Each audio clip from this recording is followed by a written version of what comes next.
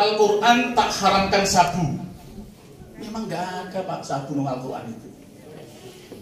Yang dilarang itu yang menghilangkan akal. Apalagi ketika saya ditanya sama yang namanya Usman, Pak, di dalam An-Nahl ayat 67 itu Allah mengatakan bahwa anggur itu yang memabukkan itu ada rezekinya. Maka jual beli boleh.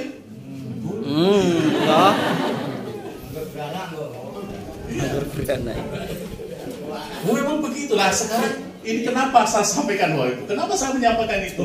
Biar penjenengan real tahu bahwa yang kita hadapi kalau kita berbicara tentang narkoba, orang itu pandai-pandai, Pak. Orang itu cerdas-cerdas, pinter-pinter. Pertanyaan yang ngomongin penjenengan, Pak. Ya jangan jawab ibu jalan. Ikut terkanungan dong mentem kabeh.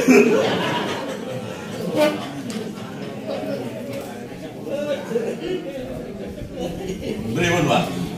Iya karena memang nyatanya yang kita harus mengakui betul.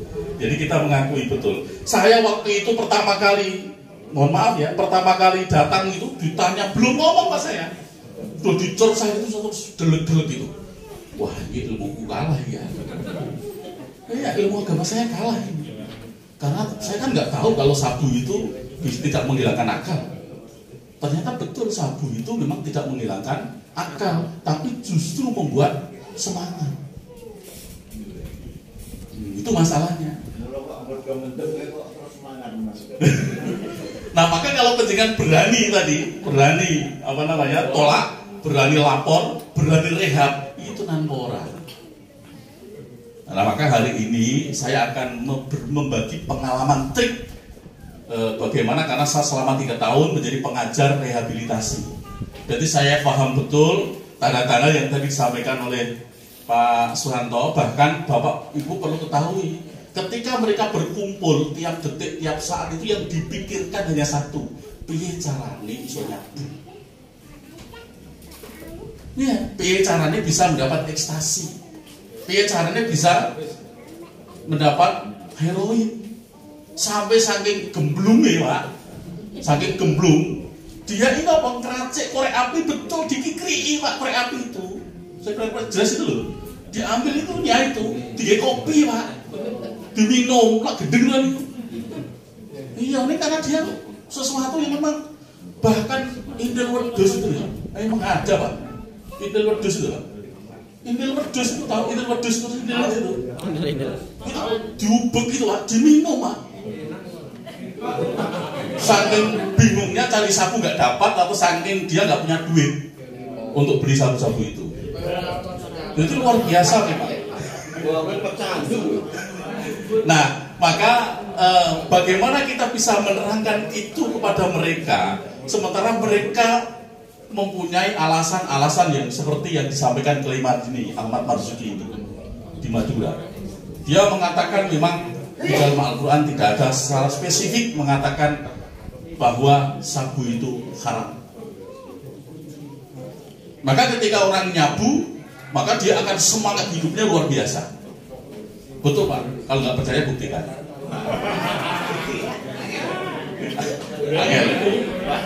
Lanjut.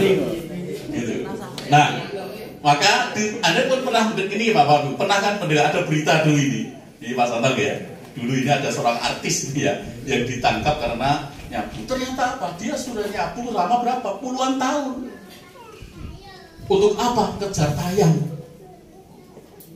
Dan untuk kejar tayang, dia mengatakan ini dari media. Ini saya ambil, memang betul. Ketika orang beralasan pakai sabu untuk stamina, maka berarti dia menggunakan sifat stimulan dari sabu. Sifatnya memang bisa bikin semangat. Ini diakui dalam penelitian. Memang betul bahwa sabu itu adalah sifatnya memberi semangat. Jadi nanti ditengok untuk terus jawab ini Pak. Mana yang mengatakan sabu itu haram? Dari linti jawab ini Pak. Sarapan bubur Pak. Padahal sabu-sabu itu kayak kristal trawas itu loh Pak. Kayak trawas itu kalau di peritilin dikenakan daging, kita ambil daging itu tembus Pak. Itu langsung tembus itu. Kalau berbicara sabu biar Pak Santo, tapi saya melihat sendiri seperti itu. Tapi ketika itu diurai, kemudian dihirup, sedot gitu, luar biasa. Ger. Wah, semangat. Ger. Amun curiga loh Pak, ini Pak Nawas semangat kayak bernyabu loh. Pangane Marjuki. Kacake iso main nyambung. Wah. Bolone lek Marjuki kuwi. Muridnya Marjuki malah. Muridnya Marjuki. Dan itu pasti nanti akan kita hadapi Pak. Pasti, karena mereka punya alasan. Sehingga ketika kita menyampaikan, harus betul-betul didasarkan kepada sesuatu yang memang harus kita pahami dulu. Memang betul kan, dulu An-Nahl itu keluar, memang iya, bahwa yang memabukkan itu dulu dibolehkan, belum dilarang. Tapi kan sudah dimansuh dengan ayat-ayat berikutnya. Juga Al-Baqarah 219, kemudian Al-Maidah 90 kan begitu. Jadi sudah mulai dimansuh berikutnya. Sehingga yang pertama yang dulu diperbolehkan itu menjadi tidak boleh. Nah, saya kasih tahu bahwa kenapa sabu itu diharamkan oleh MUI, oleh negara, meskipun Al-Quran tidak menyebutkan. Karena begini Bapak. Jadi ketika orang itu nyabu, ini dia memaksa saraf, memaksa otak, ini untuk selalu bekerja keras, bekerja terus tanpa istirahat. Nah, konteks itulah yang bisa kita jelaskan pada mereka bahwa Allah menciptakan kita ini adalah butuh istirahat. Maka dengan tidak diistirahatkan organ tubuh yang ada dalam diri kita, itu namanya dolimul nafsi. Itu namanya adalah menyiksa diri sendiri. Dan itu dilarang oleh agama. Tapi ya tetap berdalih Pak. Siapa yang dolimi Pak? Enggak, wong saya itu nyabunya cuma pagi terus sampai sore, selesai nanti tidur, besok pagi gitu lagi gitu kan gitu kan.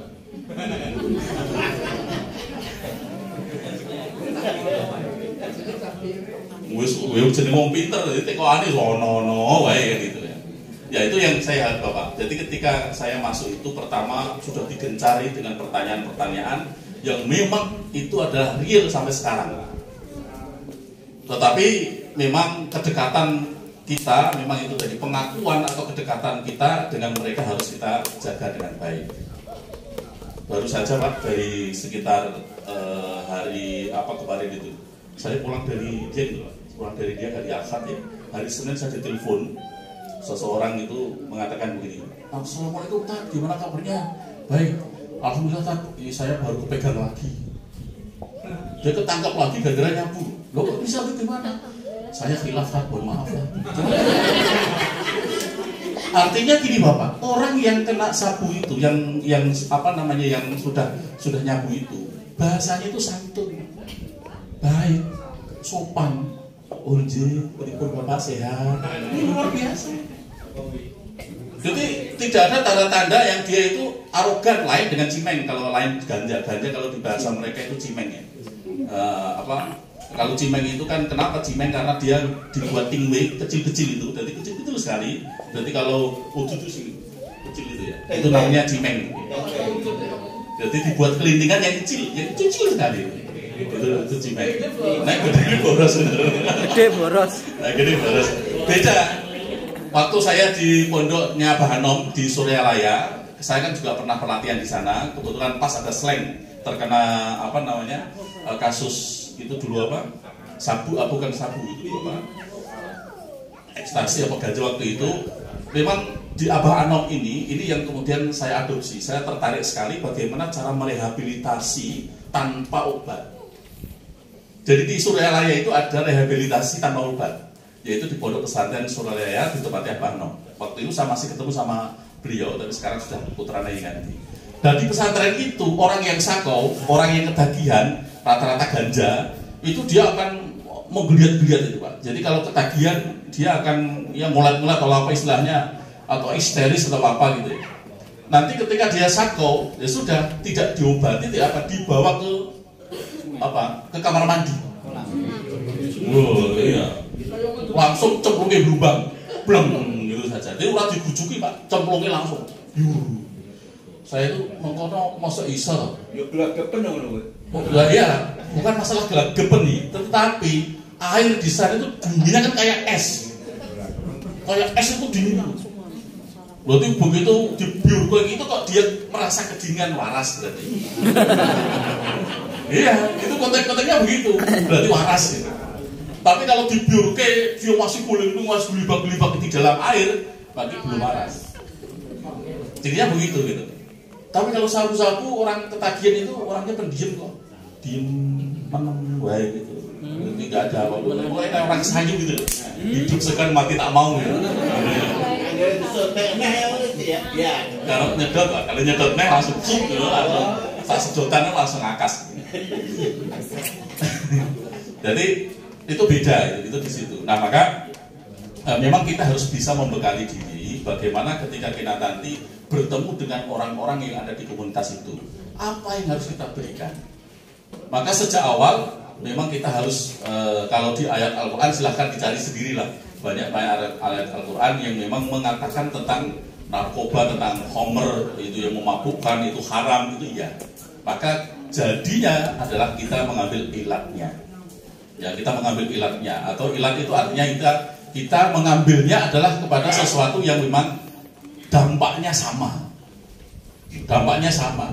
Jadi kalau yang satu hilang akal, yang satu itu sampai nggak kenal lelah, itu namanya juga hilang akal. Wong ora kesel, itu namanya hilang akal.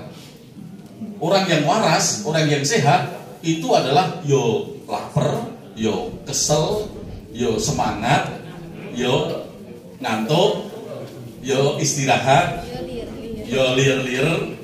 Nek panjenengan sekarang ini sudah saatnya pengen sangat kuat, pengen sekali pulang, wajar. Bodoh.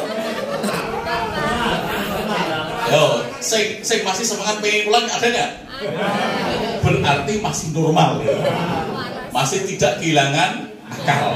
Berarti Anda bukan pecandu narkoba. Punya semangat nggak apa-apa, masih punya semangat. Maka Allah menganugerahkan kan macam-macam, ada senang, ada susah, ada bahagia, ada sengsara gitu ya.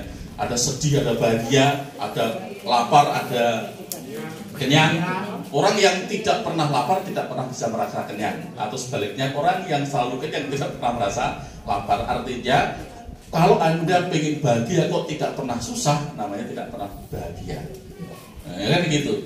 Kan senangnya jenengan saya bubar kan. Bila seneng tak, maka Allah menciptakan rasa agar jenengan pengen segera bubar. Nah, kan gitu. Gak apa-apa. Ini memang saya nggak lama-lama kok. Saya nggak lama-lama, lanjutkan. Pokoknya habis ini selesai gitu ya. Nah, saya ada miss ya dengan Pak panitia. Katanya kemarin besok Pak Nawa pokoknya hadir, diajak diskusi. Saya pengen mendiskusikan ini Pak sebenarnya. Apakah sabu-sabu itu haram? Itu mungkin kita diskusikan. Karena mungkin di antara bapak-bapak punya dalil-dalil khusus yang bisa kita ambil sebagai bekal nanti kita bisa digunakan untuk menyuluh atau memberikan pengertian kepada orang-orang yang dengan narkoba. Nah, sampai kepada rumusan ke-10, ini yang penting gitu. Jadi rumusan adalah solusi penanggulangan dan pencegahan narkoba berdasarkan kaidah jalbul al-masoleh wa darul al-mafasid. Gitu. Jadi kita mengambil kaidah itu. Itu nanti muncul apa? Nah, kalau sudah muncul, bisa saja Persatuan Penyuluh Kabupaten Karanganyar mendirikan panti rehabilitasi narkoba. Kira-kira bisa nggak Pak Santo? Bisa nggak? Bisa. Nanti disponsori oleh Basnas, Ganas Anar, Pak Husaini. Metodenya apa yang di sama kita ambil adopsi saja yang ada di Lampung Purbalingga atau mau kita ngambil yang langsung di Surabaya. Jadi intinya sederhana, setiap kali mereka kita masuk di sana, yang berusaha kita tanamkan adalah percaya diri. Orang yang terkena sabu-sabu narkoba ini orangnya tidak yakin, sudah tidak percaya diri, orangnya gampang tersinggung.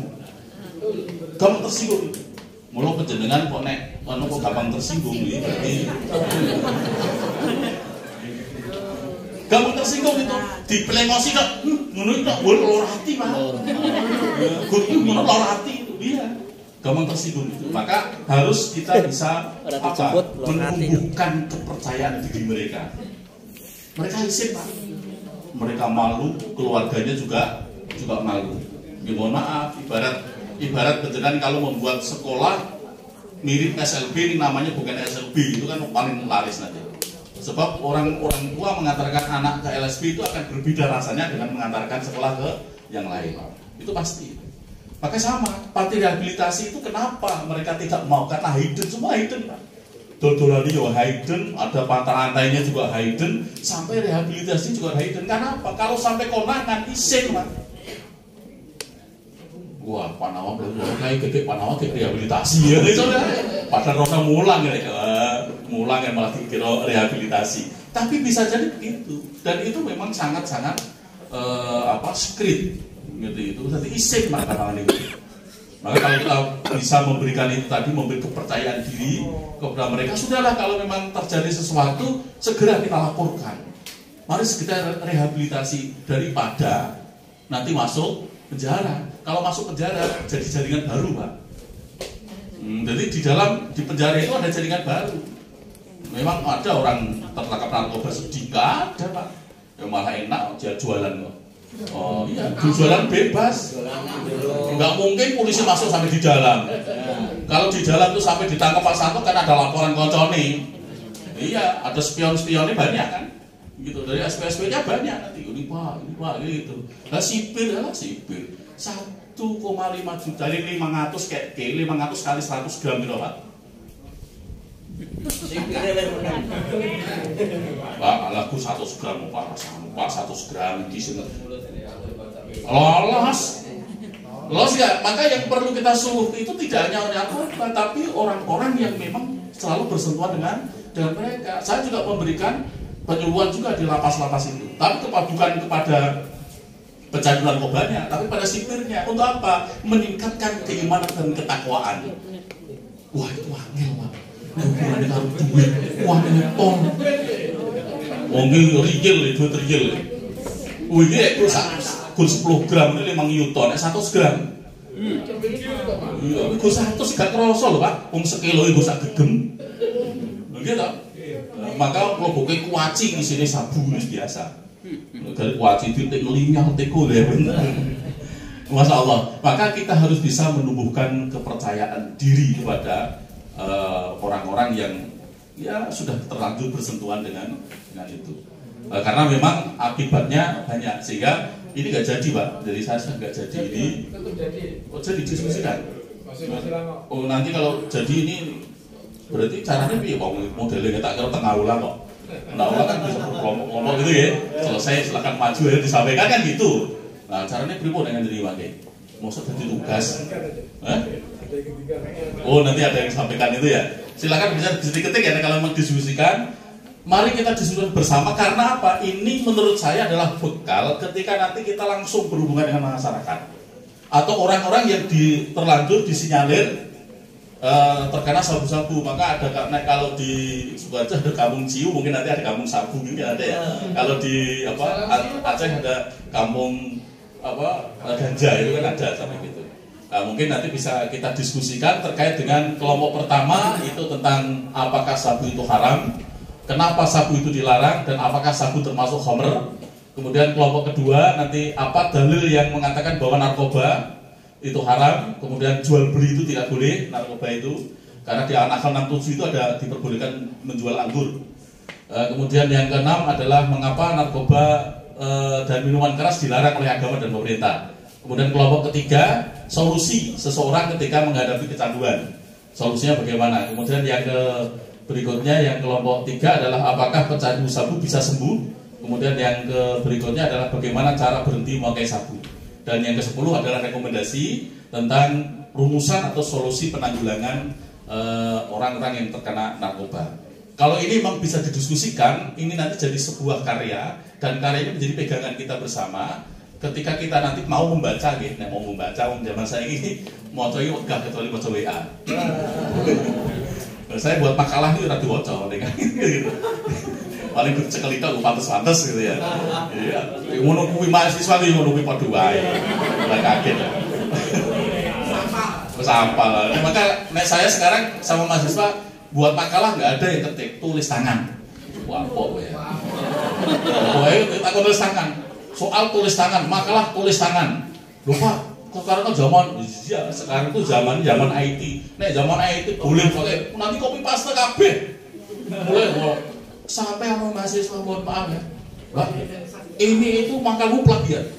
Kamu ambil dari ya, web ya? Tidak kan? Ini sama. Beda kan? Itu ada catatan kakinya, punya saya tidak ada.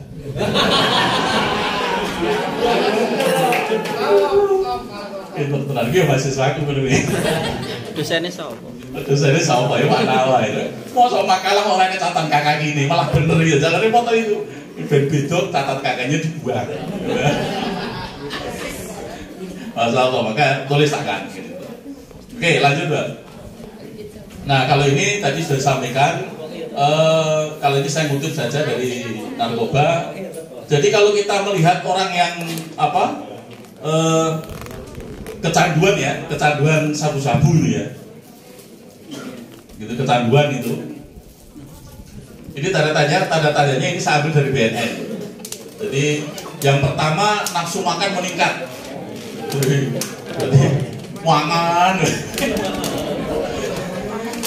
Snack kita kontak. Ayo, snack baru dibagi langsung habis. Ya, masa pertumbuhan itu. Kemudian yang kedua mengalami paranoid. Jadi orangnya memang ya nggak mau kumpul itu, karena orang-orang yang pecandu ini nggak mau kumpul ya. Dia maunya menyendiri. Kemudian mengalami halusinasi. Dia membayangkan sesuatu yang tidak indah. Itu khayalan. Dan itu suka berkhayal. Maka dia menyendiri dengan karena suka berkhayal itu tadi. Kemudian gelisah, ya orangnya gelisah. Maka hati-hati kalau kita sudah terbiasa gelisah. Kemudian yang kelima adalah mudah mengalami perubahan suasana hati atau mudah marah. Ini ya. Jadi kalau kita ketemu dengan orang itu gampang banget, tadinya itu ketawa ketinggi gitu. Tapi tiba-tiba bers gitu. Wah, marah-marah. Itu biasa. Jadi perubahannya cepat sekali gitu. Jadi ngomong-ngomong biasa, tahu-tahu udah tos itu ya. Tahu-tahu banting piring, kadang banting HP ya. Kemudian yang berikutnya tidak bisa fokus. Kalau dia ngomong mesti dia kesangan panik. Pandangannya mesti begitu. Ya, memang iya. Ketika kita ngasih materi itu, gak ada yang fokus itu.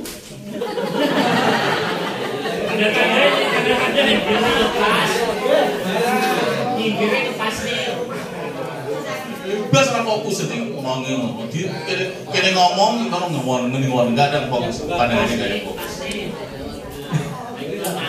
Ini yang sini boten, ini yang di sana. Kemudian durasi tidur sangat lama atau melebihi waktu tidur orang normal. Gitu ya. Turu melek madang, baru madang warak Bali. Ya, seperti itu. Kemudian bicaranya gagap Pak. Bicaranya itu nggak terkontrol. Jadi gagap.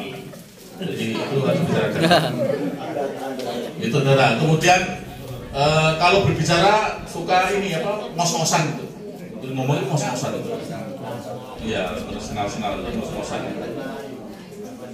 Kemudian kulitnya pucat, jadi memang tidak sehat, layu gitu ya, kemudian layu.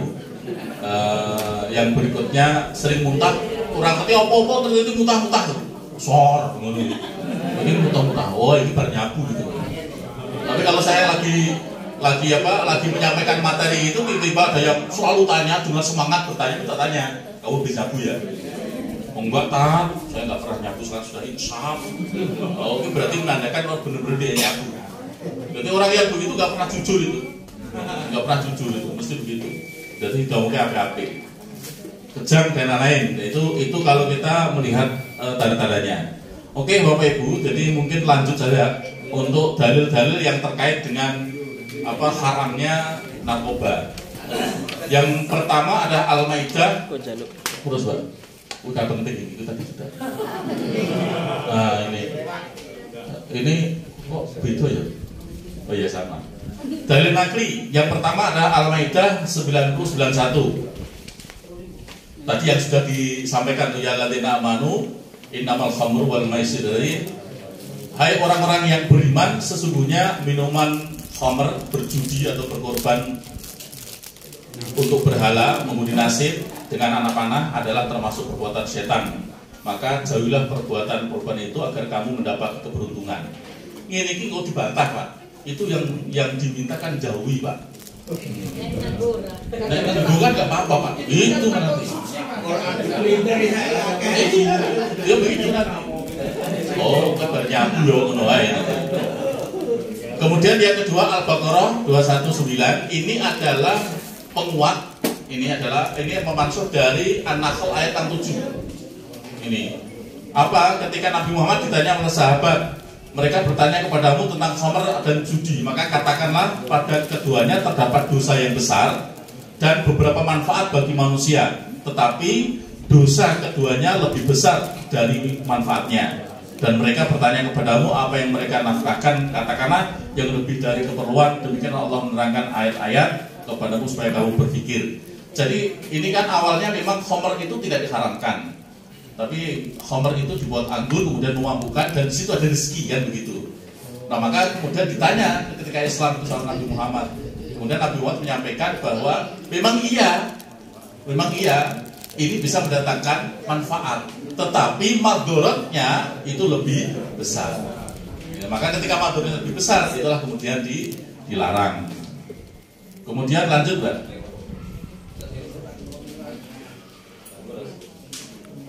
Oke.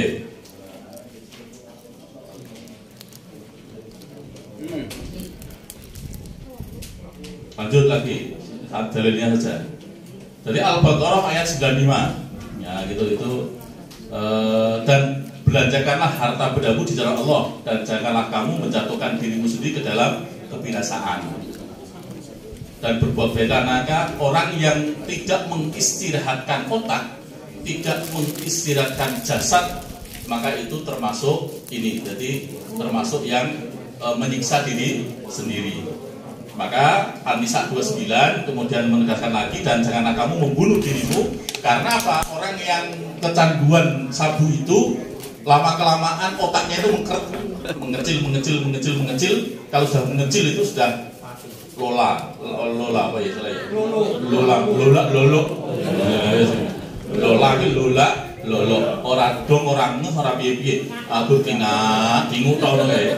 Itu kalau itu sudah tinggi itu tingu matanya sipit kan kecil itu ya. Itu tingu wes itu.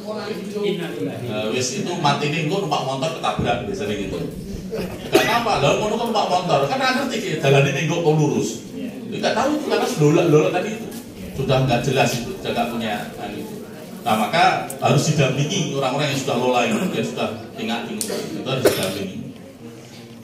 Itu Bapak Ibu, kalau hadis nanti silahkan sedih banyak, dan fatwa MUI jelas mengatakan bahwa narkoba jenis apapun itu adalah sudah diharamkan. Oke, gitu deh. Terima kasih, matur nuwun. Semoga semakin semangat. Waktu saya kembalikan kepada Bapak Moderator. Aplaus untuk Pak Nawan. Monggo. Matur nuwun Pak Nawan. Menarik sekali yang disampaikan. Yang pasti pengalaman yang beliau sampaikan kepada kita luar biasa. Dan memang kadang banyak orang pintar dalil tapi nggak pas. Saya pernah di satu tempat di desa saya, ada seseorang yang sedang mabuk. Saya tanya, Mas, kok mabuk padahal biasanya sholat? Kenapa kan jenengan buat investor? Kerjanya Al-Quran kan sudah disebut la taqrabu sholata wa antum sukara. Janganlah kamu mendekati sholat kalau kamu sedang mabuk. Kalau mau pun sholat isya, jadi setelah sholat isya dia baru mabuk, sehingga katanya tidak apa-apa. Artinya pimpinan itu ya. Oke, sekarang kayaknya sudah semangat untuk pulang luar biasa. Tetapi kalau ada hal-hal yang mau disampaikan terutama untuk Pak Susarto, dan nanti diskusi kita bisa lewat grup WA kita. Dan untuk sementara barangkali masih ada yang bertanya. Mau ke susu lah itu